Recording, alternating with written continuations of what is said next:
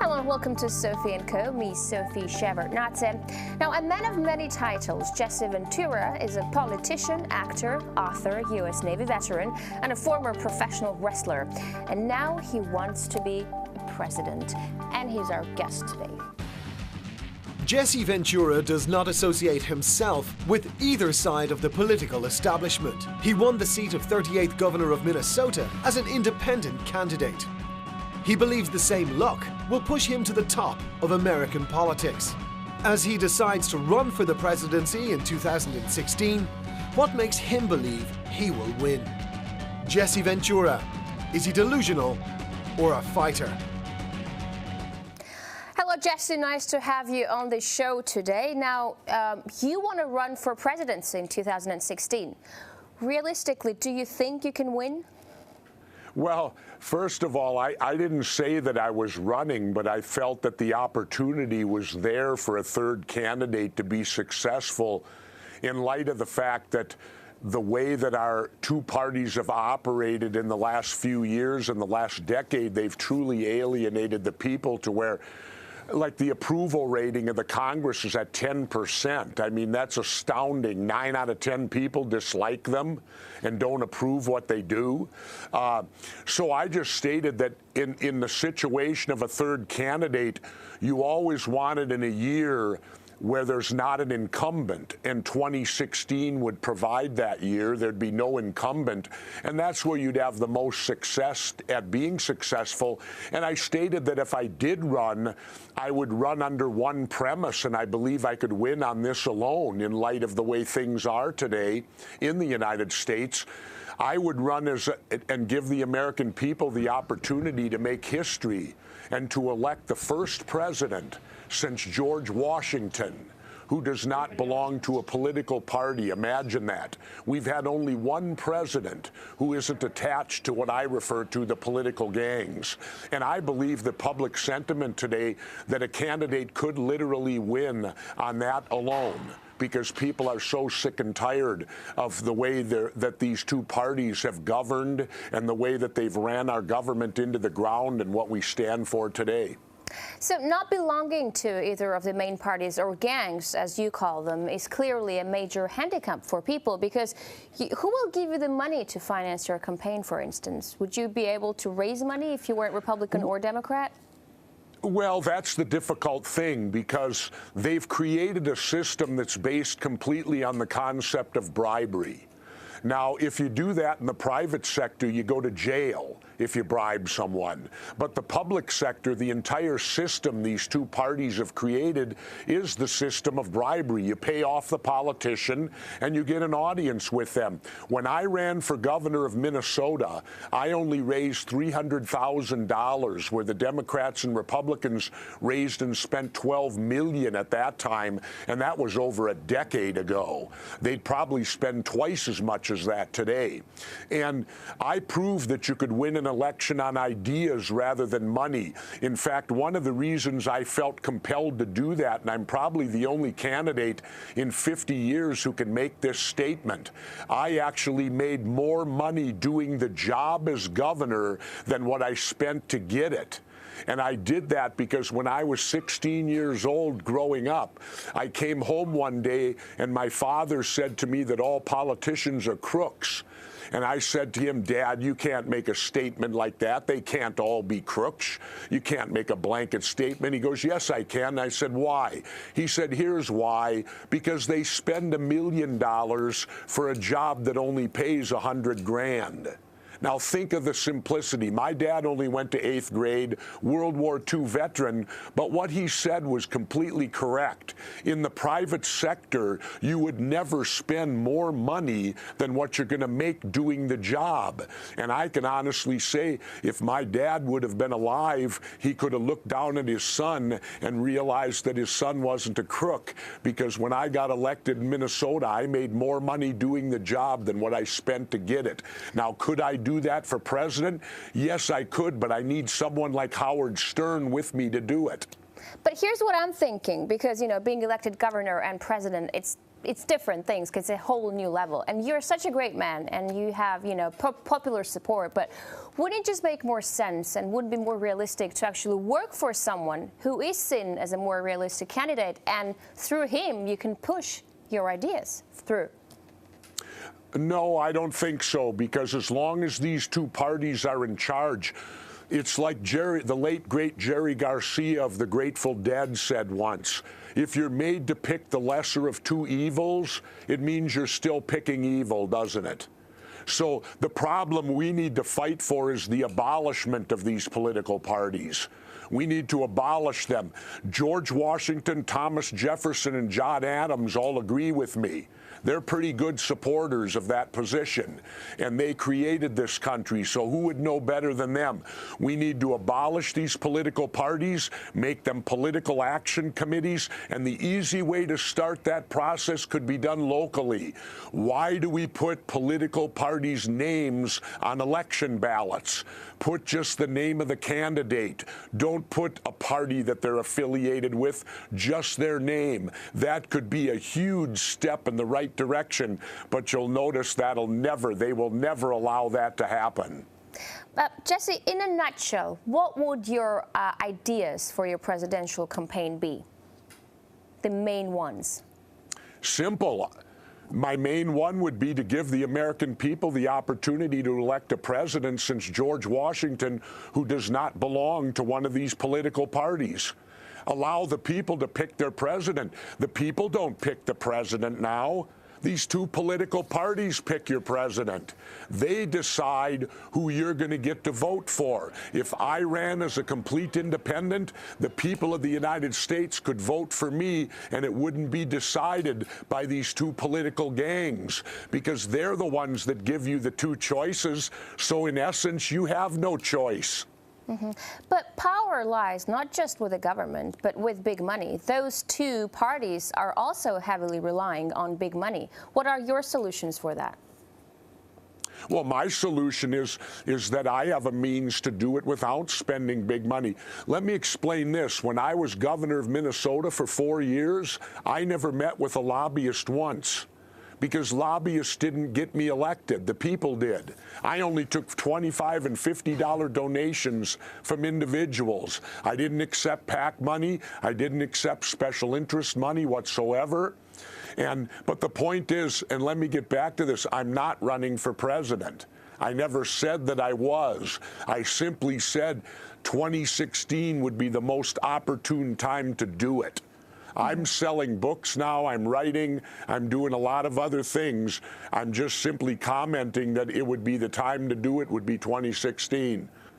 I'm also stating that how I could do it and be different from what the status quo is, and I believe I could win. But just to be clear, are you going to run or not? Or you haven't made up your mind yet? I haven't made up my mind yet, no. Okay. I've merely, the media likes to talk about it, and the media likes to ask me about it, and I answer their questions. And I already explained, I need someone like Howard Stern, because I need his radio show to save money so I can campaign on his radio. It's not governed by the FCC, which when I ran for governor, they made me go unemployed for 6 months because they took me off the air. With Stern, I wouldn't have to come off the air. I could be on the air every day and get my message out. Plus, he has the ability to raise the money without selling my respect and my soul out to special interests. That is the point. I have to do it my way. I have to do it to keep my integrity if I'm going to do it.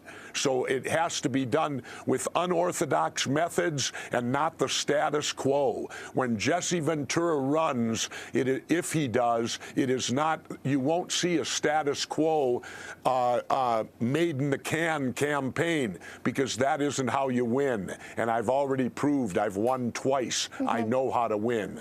Now, you have spoken to a lot of media, including the mainstream at this point. What are your feelings? Do you feel like everyone is open to what you have to say about running for president, you and Howard being running mates? No, they take it as a joke, naturally, and they always try to marginalize you any way that they can, just like the current book tour that I've been on is a book about the Kennedy assassination, and I can't get on NBC, ABC, CBS, Fox News, or MSNBC, and I assume it's because of the content of the book. I'm not going along with the fact that Lee Harvey Oswald killed John Kennedy. I don't believe it. I think that when you study the Warren Commission, it's laughable to believe what they sold the American people. Give you an example, they totally disregarded the Warren Commission, the testimony of Governor John Connally and his wife Nellie, who were the governor and first lady of Texas. They ignored their testimony because both of them clearly stated they were not struck by any bullet that hit Kennedy, which defeats the magic bullet theory, which then sends the Warren Commission right into the toilet.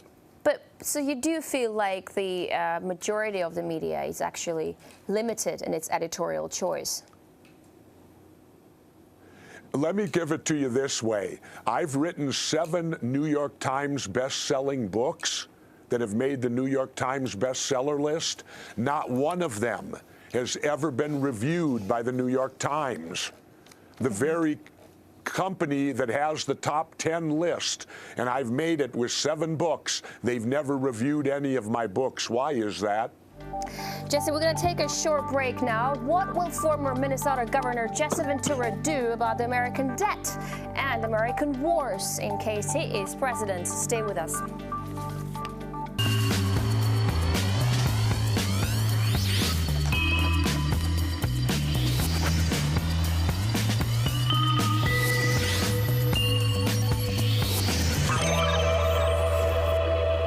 Welcome back to the show. We're talking to Jesse Ventura, former governor of Minnesota and a possible future independent presidential candidate. So, Jesse, I'm going to read out your quote. Revolutions don't have to be violent. Again, that's what you've said. Which revolutions have inspired you that weren't violent, actually? Do you know a revolution that has actually worked? Yeah, I think when the Philippines took back their country from Ferdinand Marcos, it took them about 20 years or 30 years to accomplish it. But I believe Marcos was taken out of power with no violence.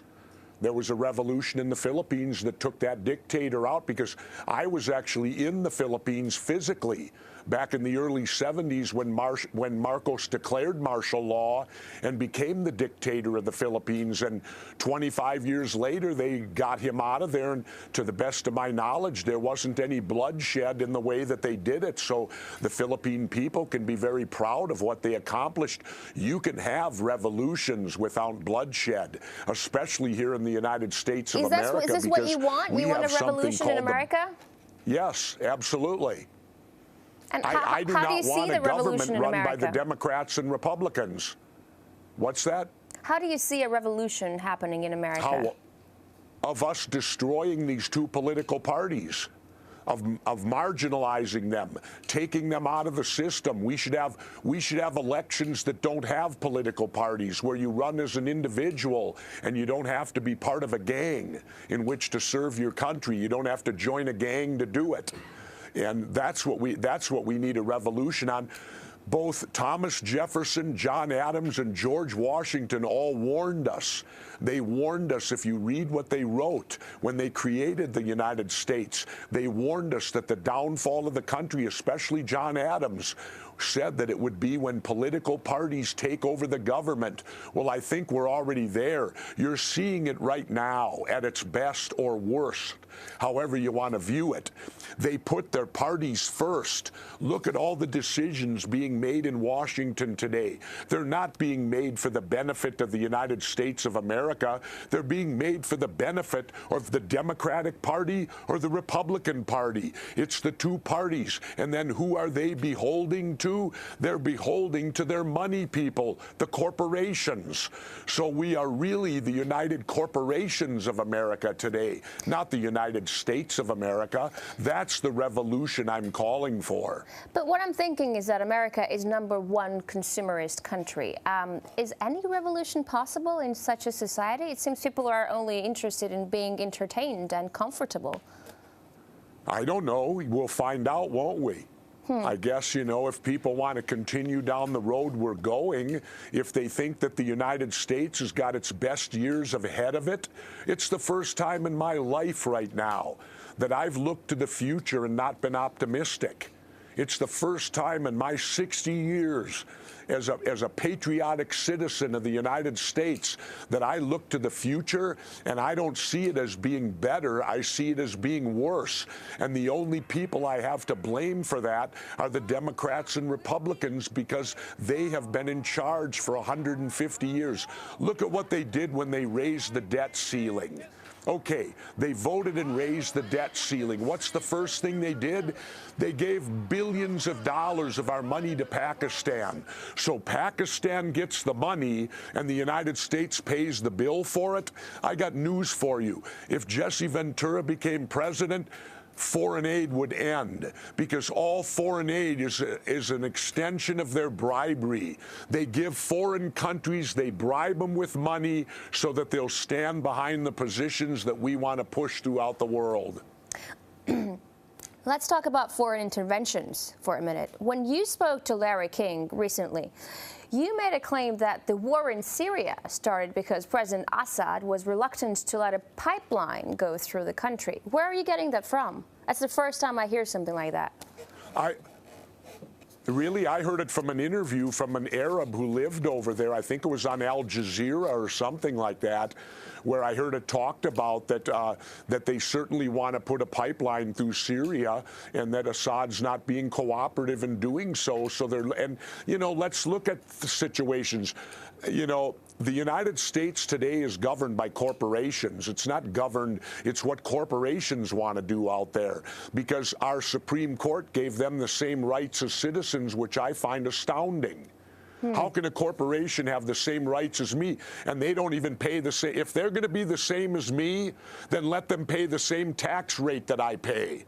Why should corporations have a separate tax rate from citizens if they're granted the same by the Supreme Court? Then let's be the same. Follow me? Yeah. So if you were elected president, would you cut down on defense spending just like on foreign aid? Absolutely, I would cut down on it. The United States today spends more on defense than the other 26 countries in the world combined, and 25 of them are our allies. How many times can we blow up the world? Why is our military on bases in, 170 countries throughout the world? I would shut down those bases, and I would bring our young men and women home, and it would be the Department of Defense. It would not be the Department of War, which is what it is now. We would defend the United States. We would defend the United States to no end. But I would follow the teachings of Major General Smedley Darlington Butler, a two-time Congressional Medal of Honor winner, who said the United States military should never go over 500 miles from our coast. And I agree with that. We have the technology to go anywhere in the world now. We don't have to send our men and women throughout the world to be the policemen of it. So, Jesse, you're not afraid that terrorists are going to attack America from any side possible? Terrorists? Well, I think the bigger question to ask is, why are the terrorists attacking us? Can you answer that for me? Why is the United States under attack from terrorism? I'll ask you that question. You tell me. Answer it for me. No, why? You tell me. Well, the point is, that's the question that's... Well, that's the question that's not being asked, is it? Why do these people want to attack us? Isn't that what we should be finding out? My view is, let's get out of the Middle East completely. That's my view. Look at when Columbus came to the... I'm going to have fun with you now. When Columbus came to the United States and discovered it for the Anglo-Europeans, what was he doing? He was attempting to find another way to India to avoid going through the Middle East. Well, science at that time said he might fall off the face of the earth if he went that way. Columbus was willing to take that risk because he wanted to avoid the Middle East. Now, what does that tell you? That was 700 or 800 years ago. This guy was trying to avoid the Middle East. Why are we bothering with the Middle East? Let them do what they want to do. Why does the United States need to be involved over there? If we weren't involved over there, we wouldn't have any worry about terrorism, would we? You don't see Middle Eastern terrorists attacking Sweden, do you? No. I see your point. It's a valid point. Although I don't know that the problem of terrorism will be completely taken care of once America leaves Middle East, because it's something much wider than just the Middle East problem. But on the same... Terrorists are Wait a minute. Terrorists are simply a bad groups of people located throughout the world, no different than, say, a motorcycle gang or what have you, that are involved in bad activities. You're not going to solve that problem by invading countries, overthrowing governments, and occupying countries. That's the solution. That's insane. You're going to win it with good police work and intelligence gathering. That's how you'll defeat terrorism. They are just simply little pockets of bad people throughout the world you have to deal with, and creating an empire and occupying nations with your military is not the answer. Fair enough, Jesse. Fair enough. But on a different note, when you say that America just needs to get out of all those countries, stop invading other countries, and take care of its own business, I see it also from the other side, that U.S. is the richest country in the world, and it is the strongest country in the world, and with that comes a certain responsibility. And what happens to other countries who really need American help? Well, first of all, we're broke. We can't help anybody. Take a look at our debt. Let's bring this down to basic terms. If you as a family are losing your house due to foreclosure, you're 3 car payments behind, and your Uncle Bob calls and wants $500, are you going to give it to him? No. We are broke. We are so far in debt. A baby born today in the United States, when it takes its first breath of air, is $50,000 in debt. In debt. Is that ringing home? We have no money to give anyone. How can you call us the richest country in the world when we're trillions and trillions of dollars in debt? How can you make a statement like that? But what is your solution to get America out of debt? Because it is a catastrophic problem. How do you get it under control? You're not answering my... Excuse me, you're not answering my question, are you? I'm just playing devil's advocate here, because how do we give out... When we're so far in debt that every child born in America starts its life $50,000 in the hole, how are we supposed to give money to other countries? No. Explain I'm not saying that America should give money to other countries. I'm just playing devil's advocate and telling you that, you know, some people would say America is the richest country in the world. They should help poor countries. That's all I'm saying, because I'm not the only one who would ask you that question if you became president, you know. We're not. And what I'm saying is we're not the richest country in the world. Look how far in debt we are. How much money do we owe China right now? Oh, no, fair enough. So I'm asking, do you have a solution to your debt problem? Because it is a very bad problem. It's catastrophic right now. Do you have a solution? Yeah, yes, I just told you 2 major solutions. Stop foreign aid and cut down defense spending. Da-da. I want to talk a little bit about Snowden and Bradley Manning, because you've said that if you became president, the first 2 pardons that you will make will be Bradley Manning and Edward Snowden. Everyone whistleblowing on government wrongdoing is a hero, that's what you said. But would you feel different if it was your government being undermined? No, because it's not my government being undermined, it's my government breaking the law.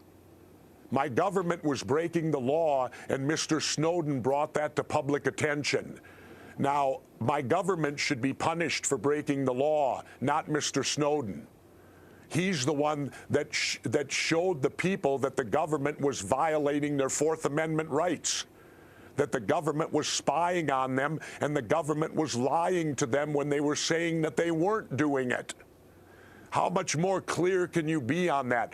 Whistleblowers who blow the whistle on government law breaking, and the government needs to uphold their own laws, and they need to live under the laws that they make us live under. After all, they are us. Here's the problem.